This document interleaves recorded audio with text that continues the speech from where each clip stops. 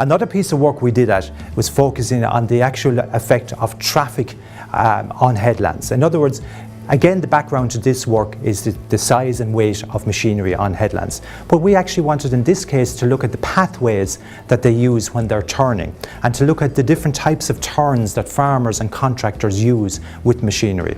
So what we did was we looked again at 35 farms, we looked at the operations on those farms, and we actually measured the pathways that the machines take on the headlands.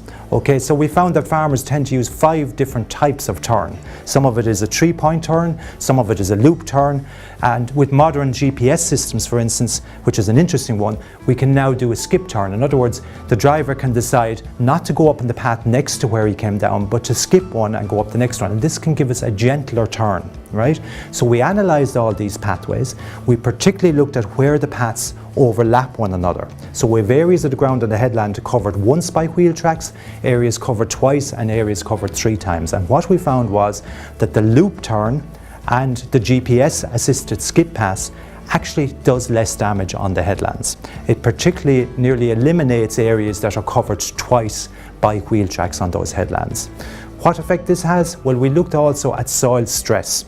So we looked at the weight of the machines, the tyre sizes that they were fitted with, and we did a calculation using a stress model as to how much stress it imposes on the soil.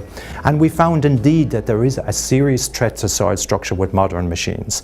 And we can do a lot about that by correct tyre choice, where the axle load is maybe up to 6 or 7 tons per axle. So correct tyres help us there. But we'd have to warn that there are growers and contractors using very large equipment with axle loads up to 12 or 13 tons, which modern tyres are not able to cope with. So the message from this work is that farmers need to be really, and contractors really careful about the tyre sizes fitted to their equipment to try and reduce stress, and also about the headland turning practice they use to try and reduce the area trafficked on the headland.